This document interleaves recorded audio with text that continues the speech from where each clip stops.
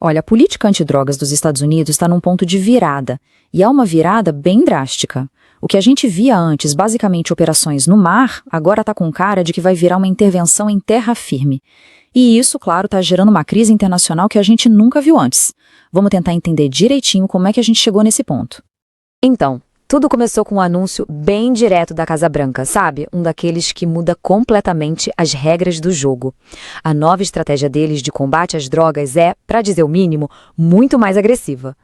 Pois é, no dia 23 de outubro de 2025, o então presidente Donald Trump veio a público com uma declaração bem contundente. Ele prometeu operações terrestres contra os cartéis latino-americanos e disse que seria muito em breve.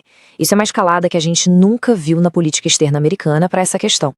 Mas olha, essa ameaça não surgiu assim do nada. Semanas antes disso, a gente já estava vendo confrontos bem mortais acontecendo em águas internacionais. O clima já estava super tenso, no limite mesmo.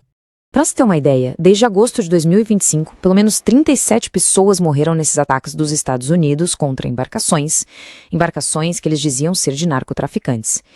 E o detalhe é, isso tudo antes mesmo de qualquer ação em terra sequer começar. Essa linha do tempo aqui deixa tudo muito claro, né? É uma escalada nítida. A frequência dos ataques e o número de mortos, tudo foi aumentando. E o ápice foi uma operação que deixou 11 mortos um dia antes do anúncio do Trump. Quer dizer, não parece coincidência. Parece algo bem planejado. Ok, mas e a justificativa para tudo isso? Como é que a Casa Branca defende uma ofensiva militar dessas? Vamos dar uma olhada nos argumentos, tanto legais quanto morais, que eles estão usando para tentar legitimar essas ações. E adianto, são argumentos bem controversos. A base da justificativa está nessa fala aqui.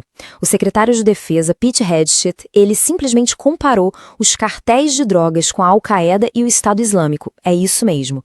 Ao chamar os cartéis de organizações terroristas estrangeiras, o governo abre um precedente perigoso.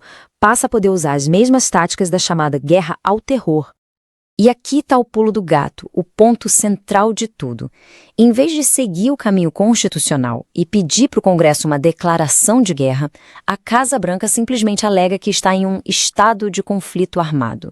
Isso é uma manobra jurídica, um precedente que foi usado lá atrás para atacar grupos terroristas sem precisar de autorização do legislativo.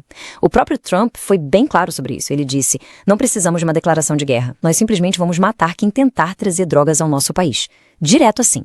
Bom, é claro que uma postura dessas ia gerar uma reação fortíssima, né? E foi o que aconteceu. Vários líderes da América Latina se manifestaram acusando os Estados Unidos de violar o direito internacional e, principalmente, a soberania dos seus países. E talvez a acusação mais dura venha do presidente da Colômbia, Gustavo Petro. Ele classificou as ações americanas como execuções extrajudiciais. Isso é uma declaração de uma gravidade imensa. E pesa ainda mais por vir da Colômbia, que sempre foi um aliado histórico dos Estados Unidos nessa luta contra as drogas. Então, as queixas formais, tanto da Colômbia quanto do México, se baseiam em alguns pontos bem claros. Primeiro, as ações violam as leis internacionais. Segundo, os suspeitos deveriam ser levados à justiça e não simplesmente mortos. E terceiro, os Estados Unidos estão ignorando completamente as regras para operar em águas internacionais. Por isso, a exigência deles é uma só, a paralisação imediata de tudo isso. E qual foi o resultado disso tudo? Bom, como era de se esperar, uma crise diplomática gigantesca. As relações entre os países, especialmente com a Colômbia, estão simplesmente se desfazendo. E aqui a gente consegue ver passo a passo como essa relação entre os Estados Unidos e a Colômbia se deteriorou rápido. Primeiro, os EUA tiram a Colômbia da sua lista de países aliados. Logo depois, cancelam os vistos do presidente Petro e de outras autoridades.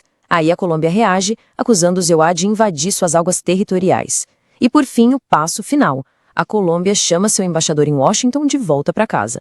Isso, na diplomacia, é um sinal claríssimo de uma crise muito grave.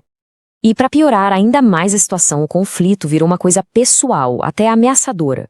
Depois de muita troca de acusações, o Trump fez essa ameaça aqui, que foi direta não só ao país, mas pessoalmente ao presidente Petro.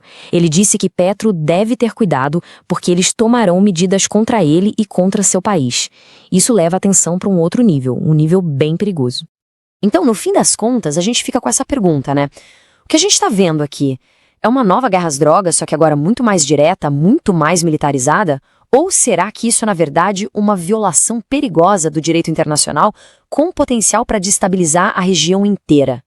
A resposta para essa pergunta vai, sem dúvida, definir o futuro das relações em todo o nosso continente.